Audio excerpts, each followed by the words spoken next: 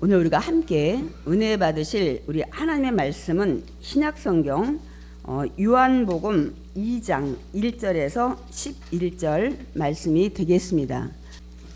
신약성경 요한복음 2장 1절에서 11절 우리가 함께 한 목소리로 합독하시겠습니다. 사흘째 되던 날 갈릴리 가나에 혼례가 있어 예수의 어머니도 거기 계시고 예수와 그 제자들도 혼례에 청함을 받았더니 포도주가 떨어진지라.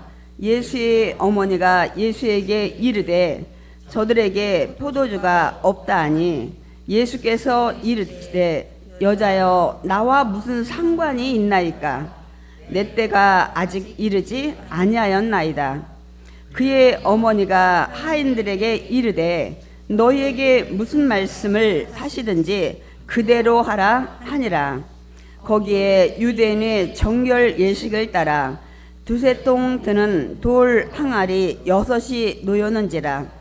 예수께서 그들에게 이르시되 항아리에 물을 채우라 하신즉 아기까지 채우니 이제는 떠서 연회장에게 갖다 주라 하시매 갖다 주었더니 연회장이 물로 된 포도주를 맛보고도 어디서 났는지 알지 못하되 물 떠온 하인들은 알더라. 연회장이 신랑을 불러 말하되 사람마다 먼저 좋은 포도주를 내고 취한 후에 낮은 것을 내거늘 그대는 지금까지 좋은 포도주를 두었도다 하니라. 예수께서 이 첫 표적을 갈릴리 가나에서 행하여 그의 영광을 나타내심에 제자들이 그를 믿으니라. 아멘.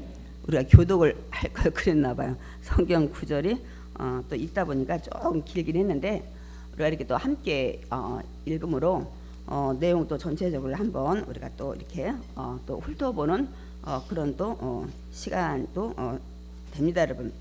오늘 우리가 함께 합독한 요한복음 2장 1절에서 11절 본문의 말씀을 가지고 말씀을 이제 우리가 은혜를 나눌 텐데요. 오늘 설교 제목 함께 읽어 보겠습니다.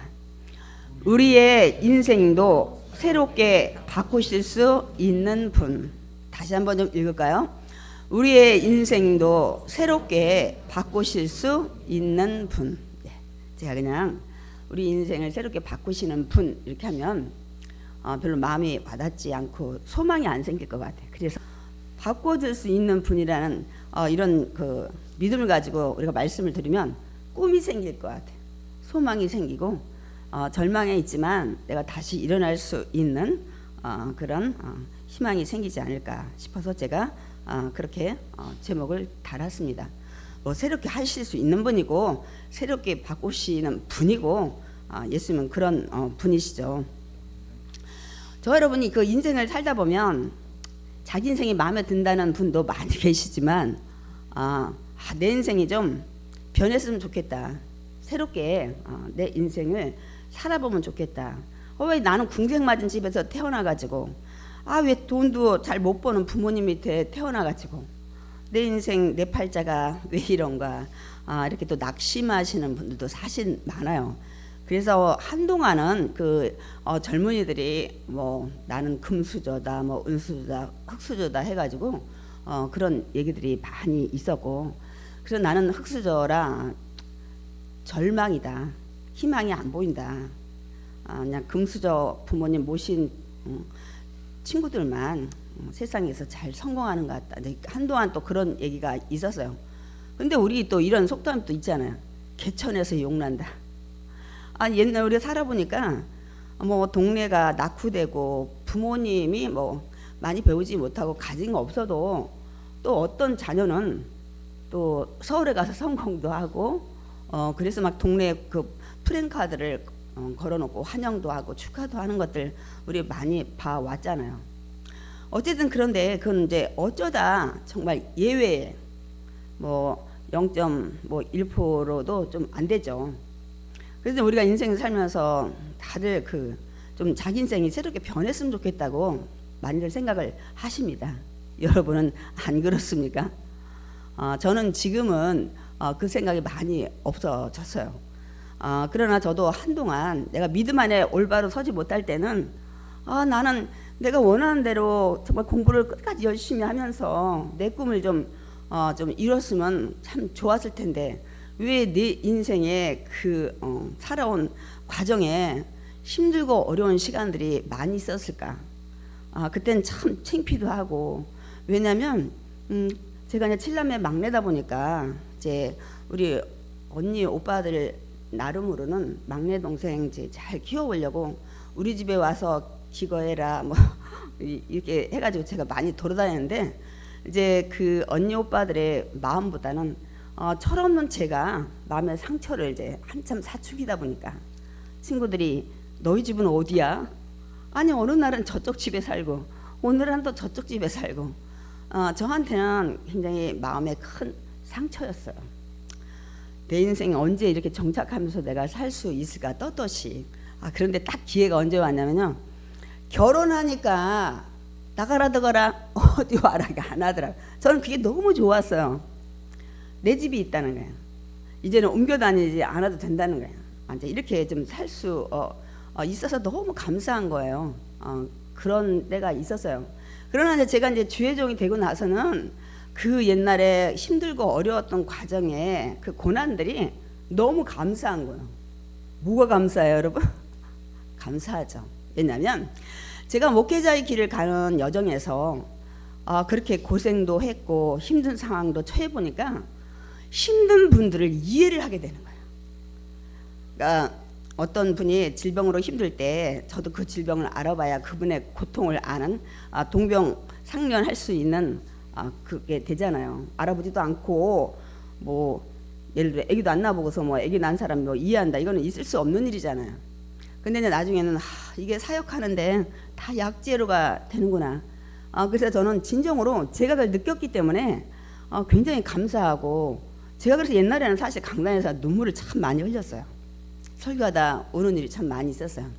제 감정에 복받쳐서도 울고 또 힘든 사람들 상황을 보면서 울고 옛날에는 제가 집에서 아이들에게 별명이 몇 개 있었어요.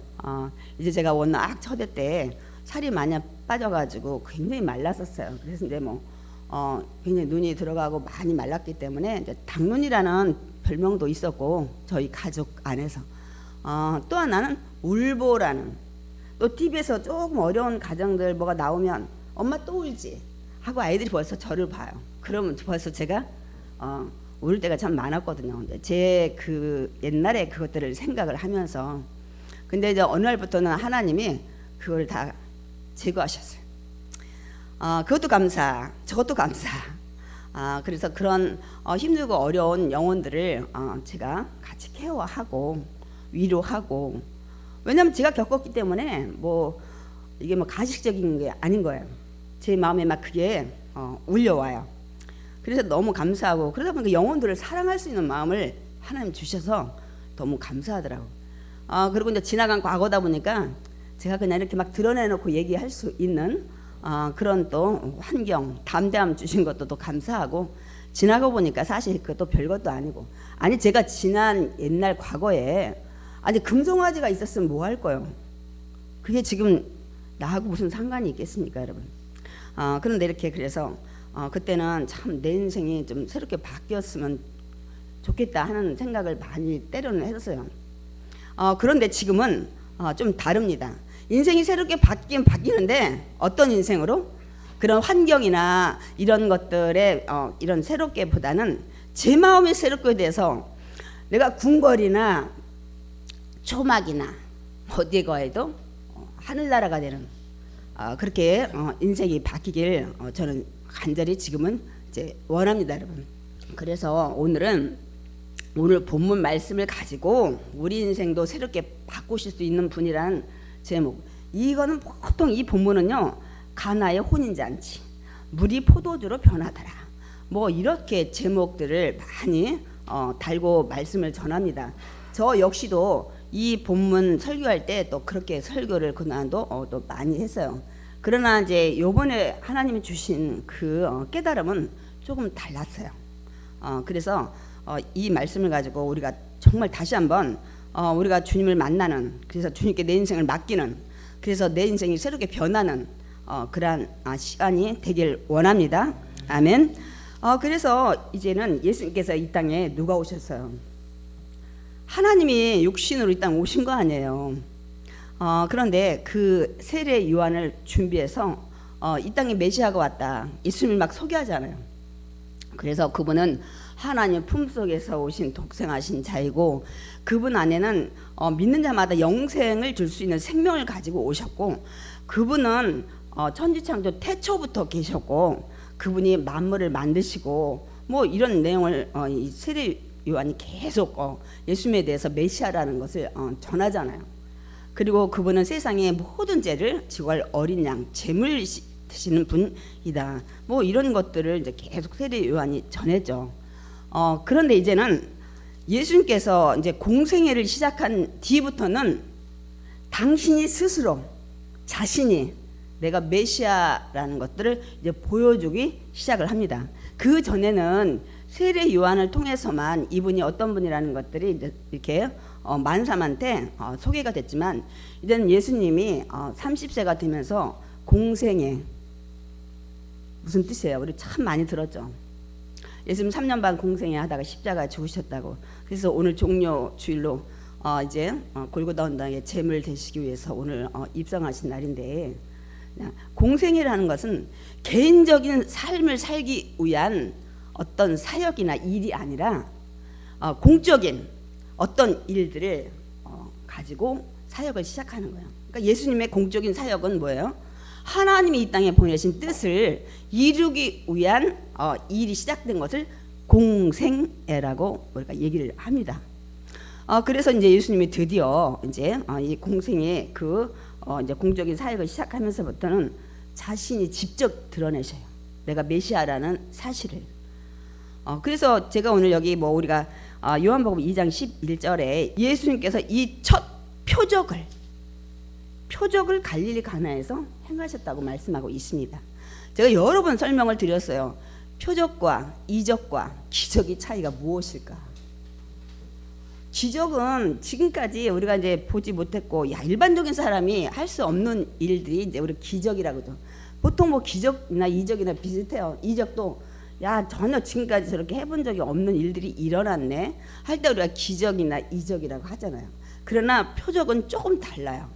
기적이나 이적을 베푸는데 목적이 있어요. 내가 기적을 베푸는데 어떤 사건에 어떤 정말 경이로움을 나타내는데, 근데 목적을 두고 기적을 일으키는 것을 표적이라고 해요. 그래서 오늘 우리가 본문에 읽어보니까 예수님께서 첫 표적을 이 갈릴리 가나라는 동네에서 일으켰다고 말씀하고 있어요. 그러니까 그 표적이 뭐예요? 예수님이 당신이 기적을 베풀어서 내가 메시아라는 것을 첫 번째로 나타난 곳이 갈릴리 가나라는 동네였다는 것을 우리가 말씀을 통해서 알 수가 있습니다, 여러분. 그렇다면 여러분, 예수님께서 그 첫 번째 나는 내가 메시아야, 내가 하나님의 아들로 내가 이 땅에 왔어 하고 나타내기 위해서 기적 베푼 일 뭘까요, 여러분? 첫 번째 우리가 지금 쭉 읽었어요. 오늘 저와 여러분이 읽은 본문이 예수님이 첫 번째로 내가 하늘에서 왔거든, 나 하나님의 아들로 왔어, 너희들이 애타게 기다리는 메시아로 왔거든 하고 어떤 기적을 통해서 정말 하늘에서 왔다는 것을 보여주는 사건이 오늘 저와 여러분이 읽은 본문 내용입니다. 여러분, 우리 그냥 쭉 읽었죠. 이제부터 하나씩 우리가 살펴보도록 하겠습니다. 오늘 우리가 요한복음 그 2장을 이제 좀 읽었는데요. 이 내용을 보니까 갈릴리 가나라는 동네에 잔치, 혼인 잔치가 있었던 것을 우리가 알 수가 있습니다. 근데 우리가 내용을 읽다 보니까 그 잔치에 예수님의 어머니 마리아도 거기 와 계시고, 또 예수님도 제자들도 초청받은 거 보니까 이 그 혼주, 뭐 신랑이 됐든 신부가 됐든 마리아도 잘 알고 예수님도 잘 알고 제자들도 잘 아는 사람이었던 것 같아요. 그러니까 이 초청을 받았죠.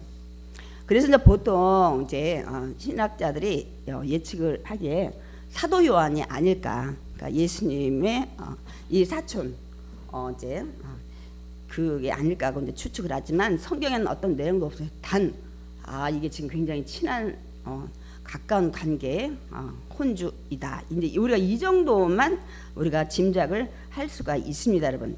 그래서 유대인들의 그 혼인 잔치는 보통 일주일에서 2주, 근데 거의 일주일 정도는 하고 이제 2주까지 가는 건 많지 않은데 이렇게 잔치가 길게 이렇게 이어졌다고 합니다.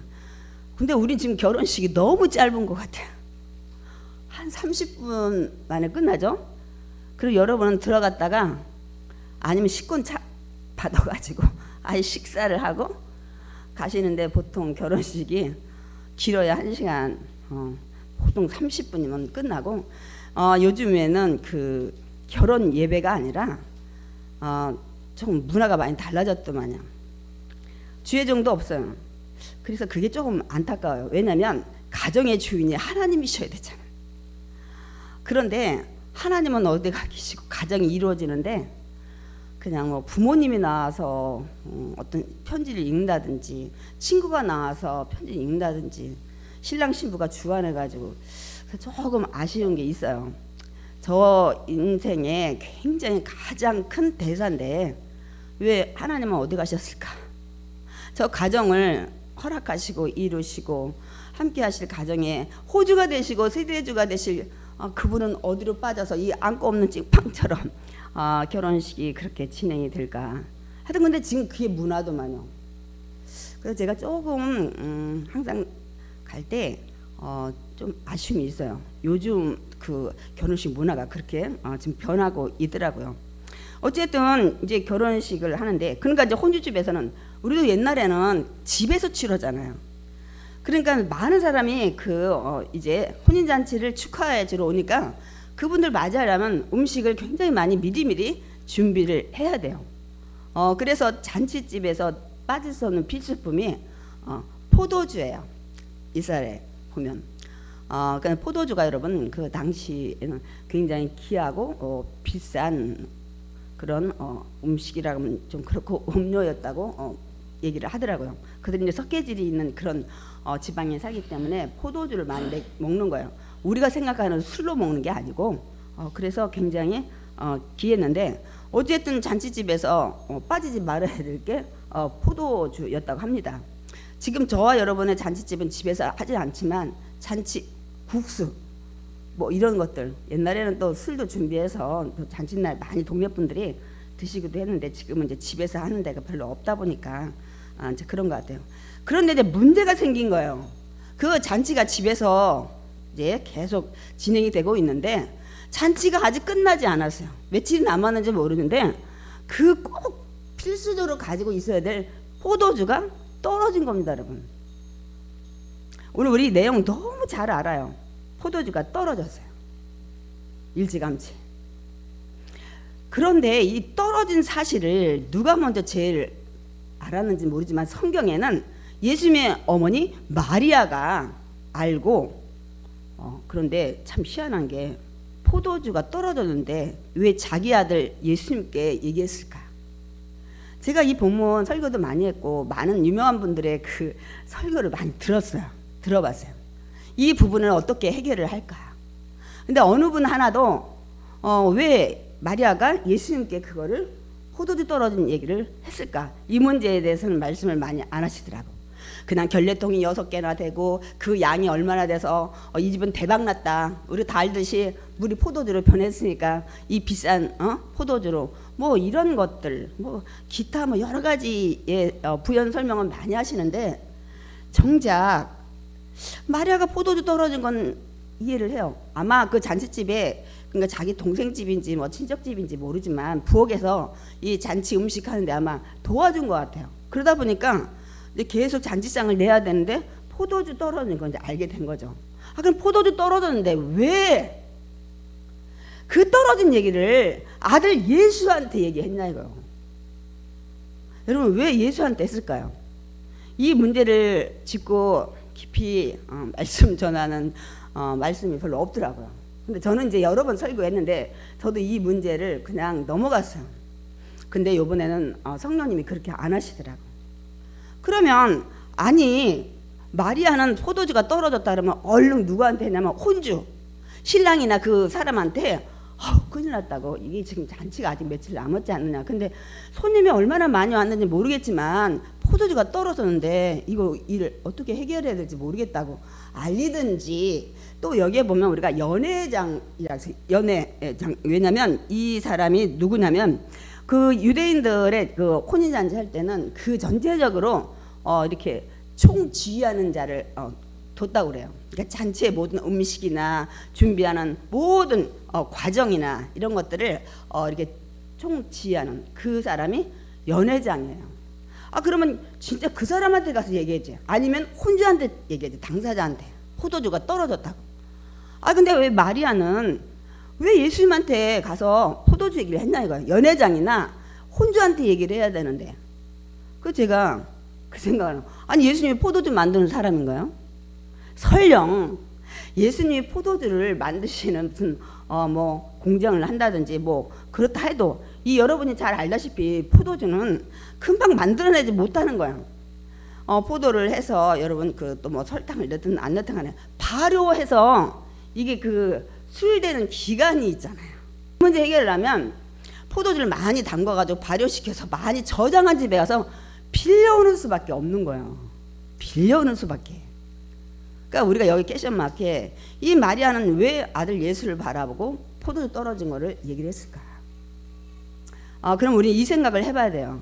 그럼 이 마리아는 지금 자기가 낳았던 그 예수님 아들이 누구인지를, 그러니까 하나님의 아들 메시아인지를 알고 있었을까? 여기 우리가 생각을 해봐야 됩니다, 여러분. 우리 이 생각 한 번도 안 해봤어요. 여러분은 어떻게 생각을 하십니까? 제가 아무리 본문을 읽고 뭐 주석을 보고 많은 설교를 막 들어보고 했지만 이거에 대해서 시원하게 대답한 것들이 없더라고요. 저는 그런데 성경 말씀을 가지고 성령님이 주는 레마로 말씀을 전합니다, 여러분. 여러분, 이 마리아는 자신이 비록 자신의 몸을 통해서 이 땅에 예수님을 출생을 하게 했지만 알았다는 거예요. 뭘 알았어요?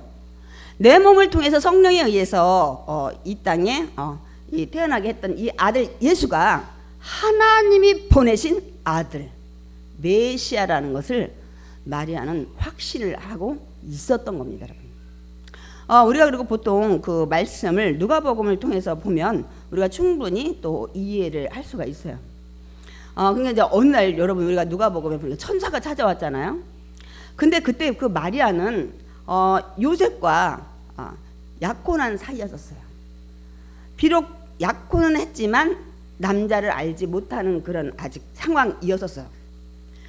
그런데 천사가 와서 뭐라고 얘기를 하냐면 너가 성령의 은혜를 덮어서 아들을 잉태할 것이라는 거예요. 얼마나 놀래 얘기를 듣게 된 거죠, 여러분. 이 마리아가 처음에 사실 놀랬어요, 여러분. 그런데 우리가 한번 그 말씀을 좀 읽어보겠습니다. 누가복음 1장 31절 말씀 읽어보겠습니다. 보라, 내가 잉태하여 아들을 낳으리니 그 이름을 예수라 하라. 그가 큰 자가 되고 지극히 높으신 이의 아들이라 일컬어질 것이요. 근데 여기 지극히 높으신 이 아들이야. 뒤에 그 31절 말고 35절에 보면 그 지극히 높으신 이 아들이 하나님의 아들이라. 이 거룩한 아들에 대해서 다시 누가복음에는 말씀을 하고 있습니다, 여러분. 그러니까 보통 사람이 이 얘기를 들으면 천사가 아무리 들려줬어도 도저히 받아들일 수 없는 얘기입니다. 내가 남자랑 자본 적도 없는데 어떻게 아들이 잉태가 될까? 그리고 더더군다나 지금 마리아는 어떤 상황이에요? 결혼할 상대 요셉과 약혼한 상태예요. 그런데 이때 잉태를 하게 되면 당시에는 어떻게 해요? 돌로 쳐 죽여야 되는 거예요. 이런 이 시대를 지금 마리아가 이제 살고 있는데 이 천사가 와서 이 얘기를 한 거예요. 아무도 정말 보통 사람 같으면 받아들일 수 없는 무슨 소리 나고 지금 그래야 되는데 마리아가 난 남자를 알지 못하는데 어떻게 내가 잉태를 하겠냐 이 얘기를 할 때 천사가 하나님의 말씀 성령의 능력이 너를 덮으면 충분히 가능하다 이거. 충분히 가능하니까 넌 믿어야 된다는 거야. 그런 일이 일어나고 네 사촌 엘리사벳도 벌써 나이가 많아서 임신하지 못하다고 했는데 지금 그도 뱃속에 6개월째 아들이 지금 잉태되어 있다는 얘기를 합니다.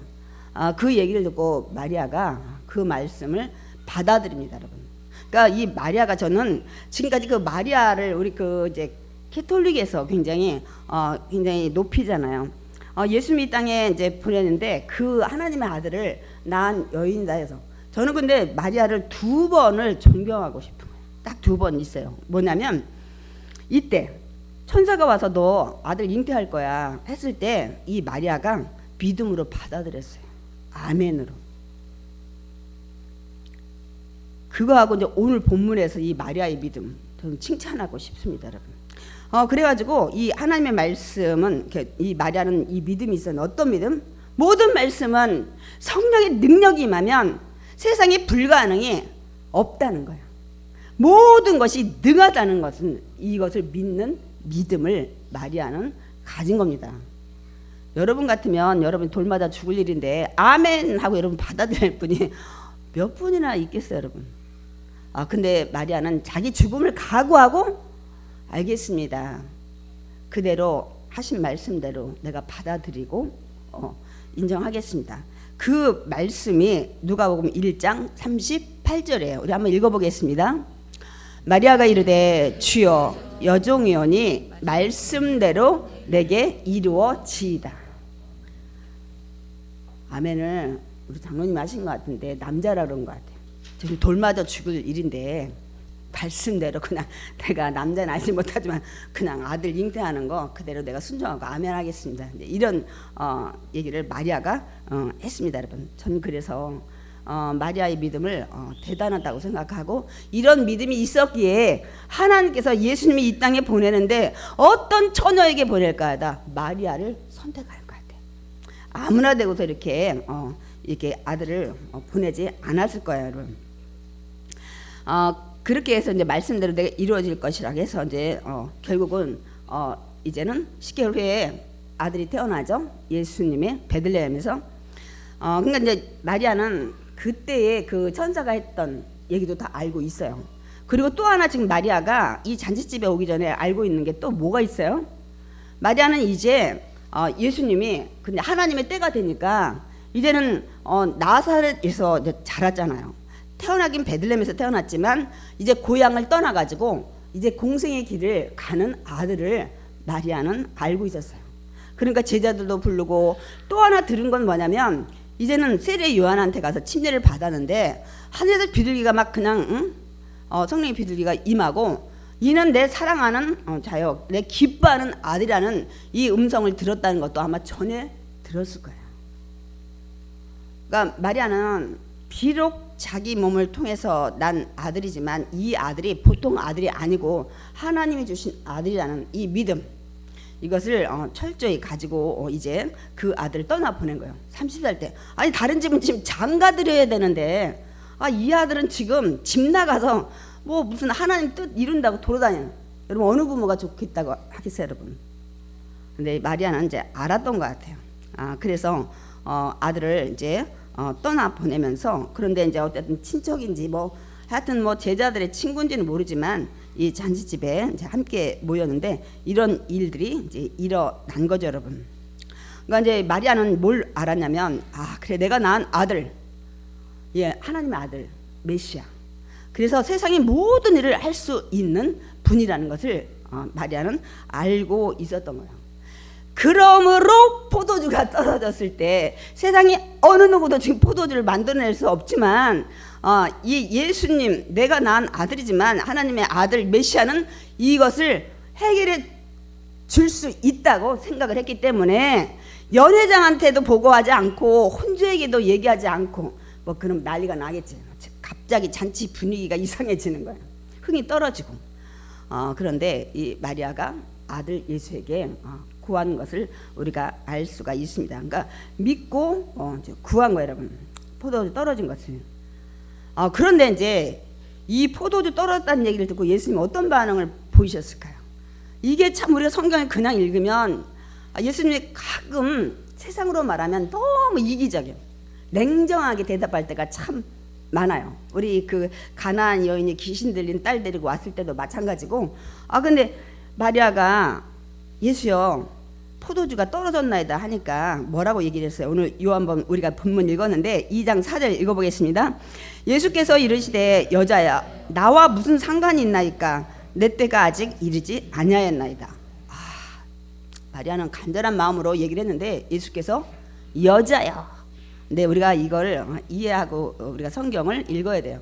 퀴리라는 단어인데 굉장히 존칭어입니다. 그냥 뭐 엄마를 그냥 우습게 알고 여자여 막 이렇게 한 게 아니고 지금 이 포도주 떨어진 거하고 나하고 무슨 상관이 있냐는 거야. 그러니까 어머니 마리아도 그렇고 나도 그렇고 이 일에 관여할 일이 아니다. 이렇게 얘기를 하는 겁니다. 그러니까 여러분 우리가 이제 보통 우리가 예수 믿는 것을 어떻게 여러분 예수 믿고 지금 옵니까? 많은 분들이 예수 믿는데 이렇게 믿어요. 내 문제 해결해주고 내 소원 들어주고 이렇게 일방적으로 예수 믿는 분들이 너무 많아요. 너무 많아요, 여러분. 그러나 예수님이 이 땅에 온 것은 지금 물을 포도주로 만들려고 오신 게 아니라니까요. 예수님이 이 땅에 오신 목적이 분명합니다. 이 땅에 왜 오셨어요? 저와 여러분을 구원하기 위해서. 그래서 이번 고난 주간을 통해서 이제 십자가에 제물돼서 돌아가시고 부활하신 다음에 그걸 믿는 자마다 영원히 사는 영생을 주시기 위해서 오신 거잖아요. 그러니까 예수님이 이 땅에 그냥 물을 갖다가 포도주 만들어 이렇게 해서 여러분 소원 들어주고 문제 해결해 주려고 오신 분이 사실은 아니에요. 분명합니다. 예수님 오신 목적은. 그러니까 제가 성경 이 말씀을 준비하면서 그래 예수님 오신 목적도 분명한데 저와 여러분이 예수 믿는 그 목적도 분명해야 된다고 생각을 합니다. 아멘. 어떻게 해요? 많은 분들이 난 예수 믿으면 부자 될 거야. 난 예수 믿으면 질병 고쳐진대. 예수 믿으면 우리 자녀가 잘 된대. 이렇게 하고 오신 분 많이 있는데 이제부터 방향을 바꾸셔야 돼. 물론 예수님은 저와 여러분의 문제 해결해 주십니다. 여러분의 우리 부족한 인생을 채워 주십니다. 이 모든 것들을 해줄 수 있는 분이십니다. 그러나 그것이 여러분이 예수 믿는 목적이 돼서는 아니 되옵니다, 여러분. 안 됩니다, 여러분. 지금까지 내가 우리 엄마 아빠 난 존경하고 어버이날 카네이션 들고 가는 이유는 내게 재산이 좀 있는 거 더 오게끔 하려고. 내가 필요할 때 얘기하면 돈도 좀 받고 이런 목적으로 오는 철없는 자녀 많잖아요. 비록 우리 부모님이 제대로 지금 살지 못하고 나한테 도움을 못 주더라도 그래도 나의 인생에 육신의 부모로서 힘들고 어려운 환경에서 나를 키우셨지만 그래도 공경해야 된다는 이런 마음으로 여러분이 찾아올 때 그게 진짜 자녀지. 내가 어떤 걸 바래고 여러분 막 카네이션 들고 아내가 아이고 그만큼 너무 많이 준다 막 그러는데 막 둘이 싸워가지고 또 와서는 또 안 그런 척하고 그거는 아닌 것 같아요. 근데 예수님도 그걸 아셔요. 지난주에 우리 얘기했죠. 우리 마음을 다 아시는 예수님. 그래서 제가 짧은 쇼트 영상도 올렸는데 이유는 그거예요. 왜 우리 과거도 다 아시는데 예수 믿기 전에 삶도 다 아는데 왜 우리가 회개를 해야 되냐면 그것이 혹시 하나님 앞에 막힌다면 돼서 지금 내가 간절히 소원하고 기도하는 것들이 막힌다면 돼서 하늘에 상달이 안 될까 봐 그래요. 왜냐면 하나님은 거룩하시잖아요. 우리 죄 때문에 하나님에 가까이 못 가는데 그 죄가 내 기도를 막는다면 내 인생의 주님과 동행하는데 걸림돌이 될까 봐 제가 언제든지 생각나면 회개를 하라고 말씀을 드린 거예요. 여러분에게 축복을 받게 하려고, 하나님을 만나게 하려고, 구원받게 하려고, 상급받게 하려고 제가 말씀을 드린 건데요. 오늘 근데 예수님이 무슨 상관이냐 하는데 너무 이 얘기만 들으면 세상 말로 싸가지 없다 이런 생각이 막 들 정도의 그런 내용으로 우리가 보일 수가 있습니다. 그런데 예수님 분명 이 뒤에 요한복음 6장에 보면 이 말씀을 하십니다. 우리 요한복음 6장 38절 40절 읽어보겠습니다. 내가 하늘에서 내려온 것은 내 뜻을 행하려 함이 아니요 나를 보내신 이의 뜻을 행하려 함이니라. 내가 이 땅에 온 것은 나를 보내신 이의 뜻은 내게 주신 자 중에 내가 하나도 잃어버리지 않고 지옥 가게 하지 않고 마지막 날에 다시 살리는 이것이니라. 그러니까 이 목적으로 내가 이 세상에 왔다는 거예요. 다 다 이 하나님의 자녀로 다시 회복시켜서 또 마지막 때 저와 여러분도 다시 부활해서 영원한 천국에서 살게 하려고 내가 이 땅에 왔다, 이 말씀 하시는 거예요. 그래서 저희를 마지막 때 우리가 부활할 때 어떻게 해요? 지금까지는 죽으면 흙으로 가면 썩었어요. 이제 썩지 않는 몸으로 와요. 지금은 사실 인간이 참 연약하고 정말 좀 그렇죠. 근데 우리 이제는 영광의 몸으로, 누가 봐도 존귀한 칭찬받을 몸으로 이제 오고, 지금은 인간의 몸으로 왔지만 이제 영적인 몸으로 이제 우리가 그리고 지금은 약해요.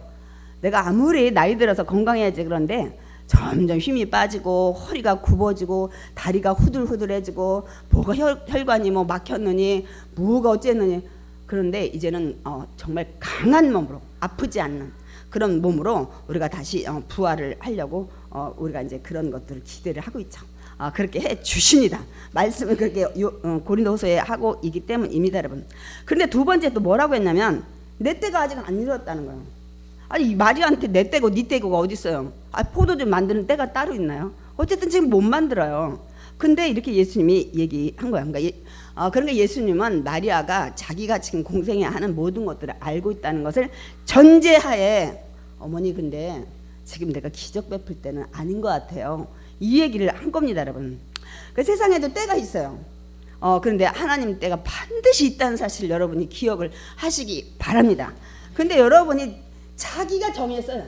내가 지금 작전기도 아니고 일주일 만에 해결돼야 돼, 한 달 만에 그 문제가 해결돼야 돼. 자기가 기간을 정해서. 여러분 모든 문제는 하나님의 주권 안에 있습니다. 자기가 정해놓고 금식하고 작전기도 하고 안 되면 시험 들어. 그건 아니에요, 여러분. 분명 하나님 때는 하나님의 모든 것을 주관하신 줄 믿습니다. 우리가 그걸 이제 카이로스라고 얘기를 하는데, 성경에 보면 그런 때가 굉장히 많아요. 하나님이 아브라함을 불렀지만 이스라엘 백성에 가나안 땅을 주고 싶었잖아요. 그럼 빨리빨리 줘야지. 근데 하나님은 이스라엘 백성을 애굽에 가서 국민 만들어서 다시 돌아오는데 거기서도 430년 또 이제 야곱이 자식 나가지고 요셉을 통해서 가려면 한 100 몇 년 해가지고 한 600 몇 년 정도 사실 있다가 이들이 가나안 땅에 들어오게 했어요. 그러면 우리는, 그리고 하나님도 그래, 이스라엘 백성을 사랑하고 아브라함을 불렀으면 뭐 이렇게 600년씩 기다리냐고. 또 남의 나라에 가서 430년씩 노동을 하고 노예로 할 필요는 없잖아요. 근데 저게 하나님의 때인 거예요. 하나님이 이스라엘 백성을 사랑해서 가나안 땅에 입성시키고 싶지만 하나님이 정한 때가 저 때였던 거예요. 또 하나는 요셉의 애굽의 총무로 보냈잖아요, 미리. 왜냐하면 민족을 만들기 위해서 보내서. 이 가나안 땅 원주민 칠족성이 얼마나 강합니까? 지금 아브라함한테 이삭 야곱을 주면 이들이 다 잡혀먹어요. 거기 칠족성이 안악자손인데 막 골리앗처럼 작대인데 금방 죽어버리죠. 근데 하나님은 그 시간들을 언제 요셉의 국무총리로 보내서 다시 이 야곱이 애굽에 가서 국민 만들어 오는, 그래서 또 13년을 기다리는, 이것이 하나님의 때입니다, 여러분. 우리 마음에는 요셉을 빨리 보내면 국민을 막 금방 만들어가지고 그냥 가나안 땅에 와가지고 그냥 다 쳐죽이지, 그냥 칠족성. 이게 우리 인간의 급한 마음이에요. 그러나 하나님은 그 얘기를 분명 창세기 15장에 아브라함한테, 아브라함아 사실 내가 너 사랑해서 이 땅 주고 싶거든. 너 그래도 나 불렀잖아. 근데 이 땅에 아무리 족속이 아직 제약이 가득 안 했네. 내가 그래서 제약 가득할 때 그때를 마치고 너희들은 지금 땅을 줘도 이 칠족소 못 이겨내. 거기 연합해서 들어오면 내가 다 그냥 멸족한다. 이러면서 그 얘기를 해서 가서 돌아올 때까지 하나님이 기다리셔요. 미워서 빨리 주지 않는 게 아니고. 그 다음에 다윗도 그래. 아니 3일 통해서 기름 부어서. 근데 그럼 기름 부었으면 한 달 있다가 그냥 핑 하고 그냥, 아니면 사울 죽었을 때 왕이 즉위를 시켜야 될 거 아니에요. 근데 하나님은 다윗이 막 쫓겨다니는 그런 많은 상황에 10여 년을 시간을 보내고 이제 나중에 헤브론에서 이 북이스라엘 그 장로들이 와서 저거 할 때까지 10여 년을 기다렸어요. 이게 하나님의 때예요. 그리고 또 뭐 포로로 잡혀간 백성들도 그래. 아니 좀 이것들은 말 되게 안 듣네. 한번 내가 매를 들어야 되겠어. 그래서 포로로 그냥 다 내리고 보고 다 잡아갔잖아. 니들 고생 많지. 이제 철 들었냐? 뭐 70년까지 가. 그냥 빨리 와. 다시 예루살렘 이 성 재건해라. 근데 하나님의 때는 너희들 그동안 율법 안 지켰지. 내가 안식년 지키라고 했잖아. 7년마다 땅 쉬게 하라고 했지. 그리고 희년을 지켜서 이 땅을 산성 알칼리스 이것들이 그렇게 되지 않도록 하라고 했지. 너도 하나도 안 지켰어. 내가 그 연수 다 계산하고 있거든. 너 70년 바벨론 가서 이 땅을 좀 쉬게 해. 이게 하나님 뜻이야. 근데 인간은 하나님의 뜻을 몰라. 하나님이 높고 깊은 그 뜻을 몰라. 이사야가 말씀했던 것처럼 빨리 주시옵소서. 사업장도 주시고 나 지금 마음이 급해요. 지금 할 일이 얼마나 많은데. 내가 그래서 막 철야했잖아요. 금식했잖아요. 막 그러고서 그때 안 되면 막 이제 절망해서 교회도 안 나오고 막 믿음이 뒤로 자빠지고. 그건 아니라는 거예요, 여러분. 이거를 분명히 아셔야 돼요. 그러니까 우리가 먼저 그 나라와 그 일을 구하면 여러분이 먹고 입고 마시는 것, 공중에 나는 새 들의 백합화도 하나님 형상 안 닮았어도 먹이고 이쁘는데 너희는 내 형상을 닮았잖아. 그러니까 나한테 맡기고 하나님 나라 안에서 내가 어떻게 살 것인가, 내가 하나님 뜻이 무엇인지 여기에 초점 맞춰봐. 1순위를 내가 먹고 입고 마시는 거 더해줄게, 이 얘기 하셨다고요. 그러니까 여러분이 와서 먹고 입고 마시는 거 주세요. 금식하고 이거보다는 그래요. 하나님, 나는 죄인이네요. 내가 죽으면 지옥 갈 멸망할 인간이었는데 하나님 나 사랑하셔서 이 땅에 인간으로 오셔서 나의 죽으시고 내가 믿으면 다시 하나님 자녀의 정말 에덴 동산 같은 걸 회복시켜 주셨으니 정말 감사합니다. 인생 목적 바꾸셔야 돼요. 여러분, 오늘 내 인생 새롭게 되기 원한다. 그러면 목적을 바꾸세요. 지금까지 무슨 여기가 뭐 사이비 종교도 아니고 그러면 여러분들이 그냥 샤머니즘 하면 돼요. 성황당 찾고 산꼭대기에 깊은 멋있는 바위 밑에 가서 촛불 켜놓고 빌면 돼요, 여러분. 복 받으러 왔다면. 근데 그 복을 귀신이 주는 복이 아니라 하나님이 주는 복은 누르고 흔들어 넘치도록 주실 줄 믿습니다. 아멘. 그래서 제가 오늘 좀 이제 성찬 때문에 마음이 좀 바빠지긴 하는데, 여러분, 오늘 그 포도주가 물이 포도주로 바뀌었잖아요. 연회장한테 떠다 주라는데 연회장한테 떠다 줬는데 연회장이 먹어보고 막 급히 신랑을 부르는 거예요. 아니, 자네는 보통 사람들하고 다르다는 거예요. 다른 사람들은 막 좋은 술 먹여가지고 다 취한 다음에 나중에 질이 안 좋은 술 갖다가 먹인다는 거예요. 포도주가 비쌌기 때문에. 근데 내가 먹어보니까 이건 끝내주는 술이야. 사실은 어떻게 보면 처음 좋은 포도주보다 훨씬 좋은 것 같다. 근데 제가 물어볼게요. 연회장이 지금 갖다 하인들이 물 떠단 좀 전에 그 물이 뭐였냐는 거예요. 결례통에 손 닦고 발 닦는 통에 맹물이었어요. 그런데 그게 연회장 목에 들어가서는 뭐로 변한 거예요? 아주 맛있는 포도주가 된 것입니다. 이건 세상에서 일어날 수 없는 일이에요. 왜냐하면 H2O 물이 여러분 C6, CH2O 6로 이 변하는 게 여러분 절대 일어날 수가 없어요. 이 원소가. 저는 오늘 말씀을 드립니다. 세상에서 일어날 수 없는 이 모든 일들을 오늘 물질을 변하게 하셨어요. 그런데 오늘 저와 여러분이 믿는 예수님은 물질뿐만 아니라 세상의 모든 것도, 여러분의 인생도, 여러분의 마음도 다 새롭게 하실 줄 믿습니다. 이게 가능한 분이에요. 그래서 내 인생 새롭게 변하고 싶다 하면 여러분이 먼저 예수님을 나의 구원자로 믿고 여러분 인생을 좀 맡기시기 바랍니다. 오늘 우리 집사님, 항상 김종 집사님이 기도를 많이 하시나 봐. 오늘 찬양에 뭐라고요? 광야에 길을 내고 사막에 강을 내고, 그래서 너희 모든 과거를 맡기고 기억하지 말라. 그 하나님이 널 보호하시니까. 정말 저는 또 마지막 그 찬양 준비한 거에 은혜를 받으면서 우리 집사님이 내 설교를 봤나? 막 이런 생각이 들더라고요. 그러니까 여러분 인생을 새롭게 하나님이 바꿔주십니다.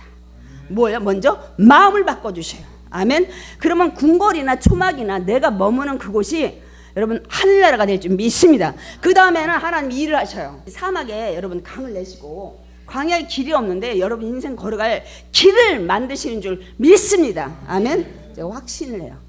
여러분 절망하지 마세요. 낙심하지 마세요. 그래서 오늘 말씀 하나 읽고 우리 성찬에 임하겠는데요. 고린도서 5장 17절 우리 마지막 읽겠습니다. 그런즉 누구든지 그리스도 안에 있으면 새로운 피조물이라, 이전 것은 지나갔으니 보라 새 것이 되었도다. 아멘. 여러분 이제 예수 안에 있으면 다 새 것이 되어서 여러분이 믿음만 가지고 맡기면 이제는 그 사막에 강이 흐르고 광야에 길이 열릴 줄 믿습니다. 아멘.